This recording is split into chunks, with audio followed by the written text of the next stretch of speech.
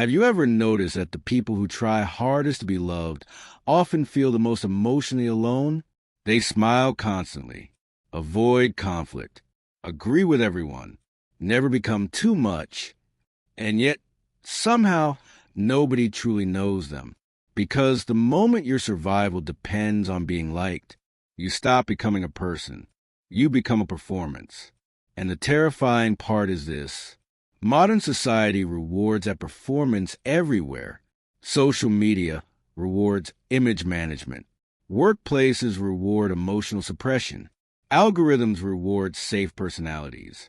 Even relationships increasingly reward strategic self-editing. By 2026, millions of people are no longer living authentically. They are managing perception full-time.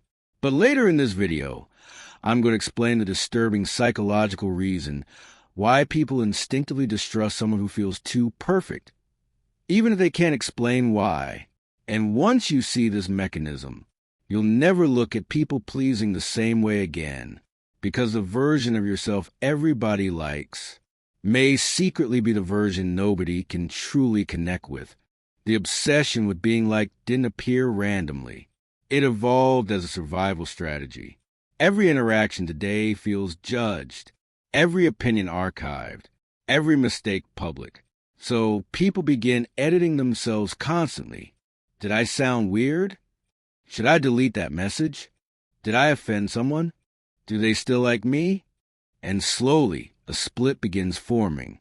The real self and the performed self. At first, the performance feels useful. It protects you socially. People approve of you more, but then something dangerous happens. The approval stops reaching the real you. It reaches the edited version, the filtered version, the socially optimized version. And deep down, you know it. That's why validation often feels strangely empty for chronic people pleasers, because nobody is actually connecting with the real person underneath. They're connecting with the mask. And later in this video, you'll understand why the more rewarded the mask becomes, the harder it becomes to remove it. Because eventually, your identity becomes dependent on performance. Now, obviously, kindness is not weakness. This video is not about becoming cruel. It's about understanding the difference between genuine warmth and strategic pleasantness. Genuine warmth comes from emotional security. Strategic pleasantness comes from fear. Fear of rejection, fear of conflict, fear of abandonment, fear of being disliked. And fear leaks psychologically. Even when hidden, humans unconsciously detect emotional incongruence. We notice when someone feels too polished, too rehearsed, too emotionally frictionless. It creates something similar to the uncanny valley. Just like artificial human faces feel unsettling, because they're almost real, socially perfect people can create the same effect emotionally, because real humans contain contradiction, emotion, imperfection, boundaries, tension, and when all of that disappears, the brain starts struggling to trust what it's seeing. That's why overly perfect people often feel distant. People may admire them, but rarely feel deeply relaxed around them. Because perfection creates pressure. It silently communicates. Messiness is not welcome here. And humans cannot deeply bond where emotional messiness feels unsafe. But here's the paradox most people never realize. Small moments of authentic disagreement often create more trust than endless politeness ever could. And in a moment, I'll explain why friction is sometimes proof that something real finally exists. Modern culture trains people to avoid friction at all costs, especially online. People soften opinions, hide emotions, suppress disagreement, dilute personality. Why? Because approval has become addictive. Likes, followers, validation loops. And once your nervous system becomes dependent on approval, authenticity starts feeling dangerous.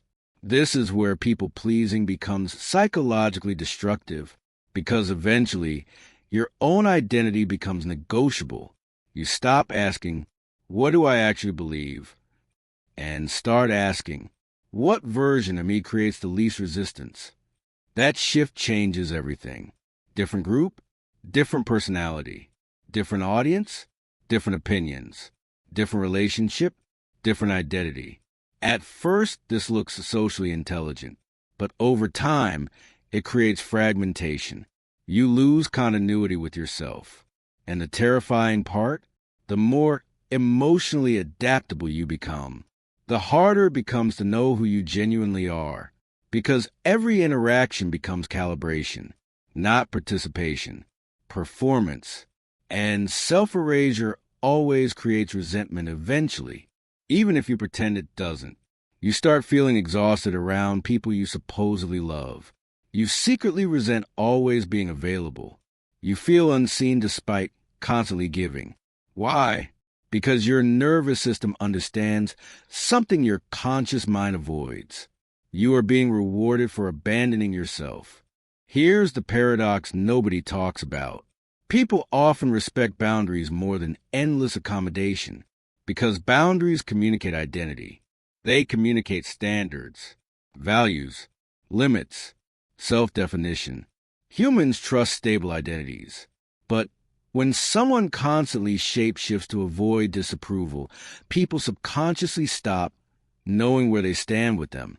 Ironically, trying to be liked by everyone often makes you feel less real, because there's no edge, no tension, no authenticity. And tension is part of what makes human connection believable. Think about the people you trust most deeply. Are they perfect? Probably not. Maybe they're blunt sometimes, awkward, opinionated, emotionally intense, but they feel real. And reality creates emotional safety more than perfection ever could. That's why vulnerability matters so much. Not performative vulnerability. Real vulnerability. The kind that risks rejection. The kind that says, this is who I actually am, even if you dislike parts of it. And strangely enough, that honesty often creates deeper trust than constant agreeableness ever could. Because humans do not crave flawless people. They crave recognizable ones. Most chronic people-pleasing begins much earlier than people realize. Many people learn early in life that love felt conditional. Conditional on behavior, pleasantness, achievement, emotional control. So they adapted. If they became easy to love, maybe they could avoid rejection. And those survival strategies work for a while. But survival strategies from childhood often become prisons in adulthood because what once protected you socially can slowly suffocate you emotionally later. Eventually, people pleasers face a terrifying realization. The version of themselves everybody praises is often the version furthest from who they truly are, and that realization creates panic. What if people leave? What if they dislike the real me? What if honesty ruins everything? But here's the hidden truth. Relationships built entirely on performance are already unstable because they depend on suppression. And suppression always has a psychological cost. That's why healthy friction matters. A calm disagreement, an honest boundary, a truthful opinion. These moments make relationships real because authenticity gives other people permission to stop performing too. And that's usually the moment true connection finally begins. Here's the final truth. The goal is not to become widely liked. The goal is to become deeply known. Those are completely different pursuits. Being widely liked requires emotional compatibility with almost everyone. Being deeply known requires truth, and truth naturally filters people. Some people will misunderstand you. Some will dislike you. Some relationships may even disappear, but others will finally recognize themselves inside your honesty, and that recognition creates real connection, not mass approval, not performance, recognition. This is why emotionally mature people stop optimizing for universal acceptance. Instead, they ask, did I betray myself? Was I honest? Did I suppress truth for approval? Was I participating or performing? Because eventually, self-respect becomes more important than social smoothness. And ironically, people often become more attractive once they stop trying to be attractive to everyone. Why? Because conviction creates gravity. Boundaries create shape. Authenticity creates memorability. But endless pleasantness creates emotional blur. So start small. Disagree calmly. Say no without over-explaining. Express preferences honestly. Stop repairing every tiny moment of tension immediately, because emotionally resilient people understand something powerful. Not every disagreement is a relationship threat, and the people who become angry every time you express boundaries were often benefiting from your lack of them. That realization changes everything.